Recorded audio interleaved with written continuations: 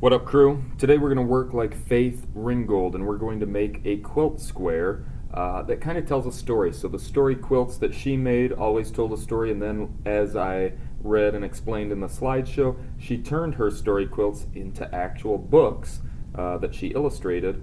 So she's a famous author, illustrator, painter, seamstress. She kind of does it all, so she's amazing. First, the paper that you're going to needs to be a square because it's a quilt square. So this one right here is 9 by 9. I typically use 12 by 12, but I thought 9 by 9 would fit better under the dot cam. So you're going to need a ruler once you have your square piece of paper. We are going to make a border frame on our quilt square, just like Faith Ringgold does. To do that, you can measure with tick marks if you want, or I'm going to give you a little inside scoop. A ruler is 1 inch wide. We know a ruler is 12 inches long, but now we know it's 1 inch wide. So to make a 1 inch border frame, all you have to do is line your ruler up to the very tip-top edge, hold it down with your non-dominant or non-drawing hand, and then just slide across with your pencil, and you have a perfect 1 inch border on the tip top. Then you're going to just keep rotating your paper until you do it on all 4 sides. So you have a border frame that is 1 inch, perfect on all sides, because now we know the ruler is 1 inch wide. So you could measure exact if you wanted a bigger or even skinnier border frame, but I think 1 inch is perfecto. So I'll flip it one last time, line her up, drag across. Now I have a border frame on all 4 sides, and it even makes a cool little square in the corners. Love it. So in your border frame, on the top and the bottom, we are going to make like space for us to write. Because this is a smaller 9 by 9, I might make my space just a little bit bigger, or it's going to look bigger than the others, but we're going to make, if it's 9 inches across, we're going to make a tick mark at the 3 and at the 6, so it's 3 inches wide, so 3, 4, 5, 6. We're going to do that at the top of the border frame as well, 3, 6. And you know what? I'll do it at the bottom as well. So we're only doing this on the top row border frame and the bottom row. A tick mark at the 3 and at the 6. So I'm going kind of fast. You can pause, rewind, do your thing. So I have little tick marks. I don't know if you can see them that well. So I have tick marks at the 3 inch mark and 6 inch mark on my border frame, top row and bottom row. And then I'm going to just put my ruler vertical. Because it should be the same, I can just make a tick mark or like a longer mark to connect those tick marks there and there. I'm not going through the middle of my quilt square, just in that border frame. So now I have made a 3 inch wide box at the top and at the bottom. And in that box, we're going to write our name in the bottom. You can write it any way you want. Your artist signature in cursive. Or you could do block letters, or bubble letters, or a mix of all of it. So you can really do whatever you want. So cursive, regular handwriting, calligraphy, block letters, bubble letters, it's up to you. Or a combo like I just did. Then in the top box, you're going to write, "If I could fly,"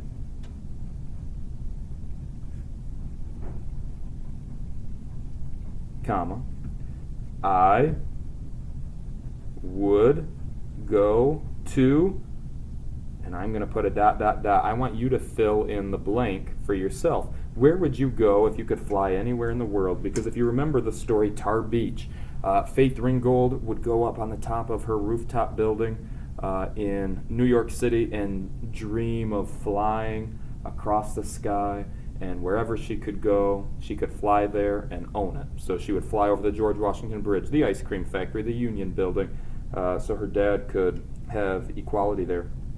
Where would you want to go if you could fly? It could be imaginary, it could be back in time, it could be in the future, it could be somewhere you've been or somewhere you want to go.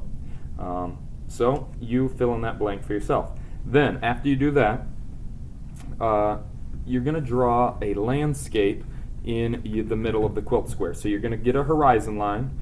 It could be on the water, it could be a beach, it could be an island. It's, again, wherever you would want to go. But you want your horizon line to be somewhere in the middle of that square because you need to leave space in the sky for you to fly. So if I'm going to be, let's say, on the water, I'm going to do kind of a wavy horizon line there, and then maybe the beach or the coastline will come here, and maybe I have some palm trees. So maybe I'm thinking of going somewhere tropical, and I'm going to balance it out. Maybe I have palm trees on both sides like that, and maybe there's a sailboat out in the water. That'd be kind of cool. So I'm going somewhere tropical, I guess. So again, take your time drawing. Don't draw yourself on this quilt square. We're going to use a pop-out later. Once you have done everything in pencil, keep it light till you get it right. Outline that bad boy with permanent marker or Sharpie. Again, for your straight lines, you could get your ruler back out. I'm going super fast, not very precise. Shame on me. I should be using my ruler and taking my time for good craftsmanship. You'll even go over your name. So if you did bubble letters, you'd fill your name in there. And then you'd also Sharpie. If I could fly, I would go too. You'll also Sharpie outline all of your pencil in the landscape. Again, please take your time with good craftsmanship. And then, once you do that, you're going to use watercolor. So, I have my watercolor here. I'm going to think about atmospheric perspective a little bit. So, as we know, it's darker in the foreground, so the sky right above our head, and as it gets toward that horizon line, it does get lighter. So if you're using watercolor, you can add more water and less paint to get things lighter, and then things are darker, bolder, more detailed up front. So for instance, if I'm doing the water, it's going to be darker in like the foreground here, and then I'll use more water and less paint as I get toward the horizon.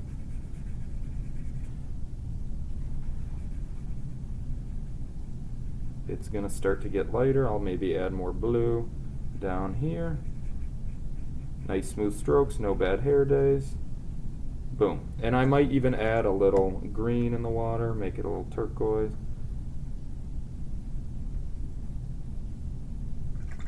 Or even add a little more purple to the water too. That might be fun. Alright.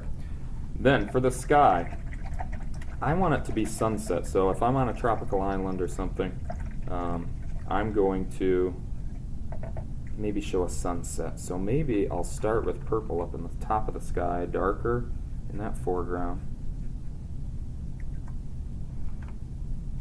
So a nice sunset could be purple. And then while it's still wet, I'm going to rinse my brush and blend, blend, blend. I'm going to get some rojo red. I'm going to bring the red up into the purple down into the red, kind of mix it. And then from red, I'm going to go to orange. Another warm color, get orange up into the red and down. And then I'll end with a little yellow, and maybe I should have added the sun in there. I didn't, but I'll get yellow in there at the horizon and blend it up into the orange. So you could get a little sunset action. You could get atmospheric perspective. You would paint everything, even your border frame, your textured palm trees, whatever you have in your landscape on where you want to go. And then I'll even paint the border frame a little bit just to show you. You could mix your colors just like I did. Mix your colors on the paper, not on the tray. So you always rinse your brush and give it a bath before you wake up another color. So you could mix even in the border frame. I just made a nice teal, blue-green. So once that's drying, maybe you transition to a smaller piece of paper you can use to draw some pop-outs. Maybe I'm going to turn it into like ancient Egypt, and maybe I want a pyramid as a pop-out. I'll draw it in Sharpie so it's easier to see for you. So maybe I decided I want to go to Egypt and I do a pyramid. Maybe I decided I wanted to go to Spain and I could do a Spanish flag. Or I'll do the symbol of Madrid. It's kind of a bear up on a tree like that. So I'll do the symbol of Madrid, the capital of Spain. Or maybe I decided I wanted to go to space and I do a planet. Do you know what planet has those awesome rings? Saturn. So maybe I wanted a planet. But most importantly, you want yourself flying through the sky in the style of Faith Ringgold. So you could also make yourself as a superhero if you want, flying. But I'm just going to sketch real quick this portrait of myself. If it's a portrait of yourself, it is a self-portrait. And maybe the shirt. Maybe I'm wearing shorts. Maybe I'm coaching tennis today. Boom. So I didn't go and take my time very much, but you could give yourself a cool outfit, cool accessories. Maybe if you're a superhero, you have a cape as well. It's up to you. So you would also paint these, but I'm not going to take the time to do that right now. Or you could color it with colored pencil, marker, crayon, whatever you have on hand. Then you're going to say, okay, it's dry. I'm going to cut them out. And you would cut as closely to your line as possible to save time. I'm just going to kind of do an outline around myself. You would cut all the way around, and if you watch the slideshow, I have in progress photos in the slideshow. You can always look at those as well and go back and pause, rewind, do that. You can do that on any video. Pause, rewind, go back so that you can get your learning jam on there. All right, let's say I chose the pyramid and myself, and we'll say that this is ready to rock and roll and dry. So you'll need some scraps. So you could use the scraps from the leftover paper there, or some colored scraps, because we're going to work like Faith Ringgold. She would go to fabric stores, pick out her favorite fabrics, and then cut out scraps for the border frame, and then she'd paint on top of those too. So we'll cut out some scraps for the border frame. You want a wide variety, so if we have a 1-inch border, maybe you want a 1-inch by 1-inch block, and you could measure those. Man, I was kind of accurate there. You could use liquid glue or glue stick, whatever you have at home. So, dot, dot, not a lot. You could fill that in. Maybe I want that goldenrod yellow in the corner. You could have your 4 corners look the same. You could have them look different. You could make a pattern in your border frame. Maybe you do yellow, purple, orange, blue, red, green. Oh my, putting the complementary colors next to each other. Or you could just come up with your own color order. Maybe you found pink, and you want to throw that in there.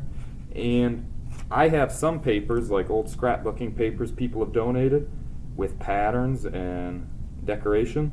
So if you had any old ones of those lying around, you could even use magazines or newspapers to cut and glue on your border frame. So scraps are cool that way. And then you could also paint on top or draw on top with marker, oil pastel, crayon, colored pencil, or even more paint, and paint on top of those. Like Sharpie shows up really well if I wanted to do polka dots on the turquoise. Maybe I just want to do stripes on the pink. Maybe I want to do leaves with flowers on the yellow. So you can kind of do whatever you want, and then oil pastels or crayons or other markers or even other scraps would show up on top if you wanted to decorate that and make more patterns as well, just like Faith Ringgold. Maybe I want those flowers to be red too. So you can add lots of details to your scraps around the outside edge. For the pop-up, you're going to need a rectangular piece of scrap. I'm going to use a red one. Again, it doesn't really matter what color you use. You're going to cut a rectangle out. like so. If you have a really long pop out like this, you might want 2 pop outs, accordion fold pop outs, and you want them to be the exact same size. So since I cut it out from the corner here, I know that it could be the same size if I just go right next to it like that. So they are the same height, the same length. You want your pop-outs to be the same length if you're doing 2 per object. If they're not the same length, one would be pushing it up here, and then the other one wouldn't be able to glue down, it would just be dangling. So you want them to be the exact same length. Then you also want them to be folded kind of the same way, so you don't want your folds really big on one and really small on the other. So you'll fold it backwards, then forwards, then backwards. So I made a little accordion. I'm going to do the same thing, forward, backward, forward. That way I get the exact same amount of folds, so then they still stay the same length. Alright, then you're going to start by just gluing one side down in the sky. I'm going to be flying in the sky over the place I wanted to go. Once you have glued that, kind of hold it for a few seconds so that it would stay. Then you glue the top, dot, dot, not a lot, dot, dot, not a lot. And then you, as a flying person, again, yours would be in color. You're going to push that down, hold it for 1, 2, 3, 4, 5. And then you are popping up, flying over your area. And then when you hold it up against the wall, look how you pop out. Amazing. You could also do a pop out of your pyramid. Excuse me. So I'll do one more little accordion fold. I'll just cut a rectangle. This one's smaller, so do you think I need 2 folds? I think one will just do the trick. Forward, backward, forward. Make an accordion. Again, yours would be all the way painted and decorated, dot, dot, not a lot. Stick it down, hold it for a few seconds, dot, dot, not a lot. Then I'll put maybe my other pyramid pop out, and then that will pop out as well. So I have a couple pop outs. I pop out further because I had longer rectangles in my accordion fold. This one I didn't have it pop out as much, so it seems further back. All right. You can do more pop outs if you want. I just did those 2. And again, I'll show you my finished example. So on this one I said if I could fly, I would go to every continent around the world because I love culture, I love travel, I love tasting new foods, going to new museums, seeing new people and art and colors and landscapes. So I wanted to go around the world, and that's where I am going. So I use those symbols like I showed you in the slideshow video. I have a couple pop-outs, I have myself popping out, and then I have border frame full of different squares and patterns that I drew on top. So your quilt square may be completely different because it's all about you and where you want to go. So depending on where you want to go and travel to, your square will be unique to you. Just like all your experiences are unique to you, and you are special and unique yourself. So I can't wait to see where you would go if you could fly, how you do your landscape and your border frame and your pop-outs. I'm just so excited and can't wait. So keep up the good work, watch the videos and rewind and pause as needed. Until next time, adios amigos.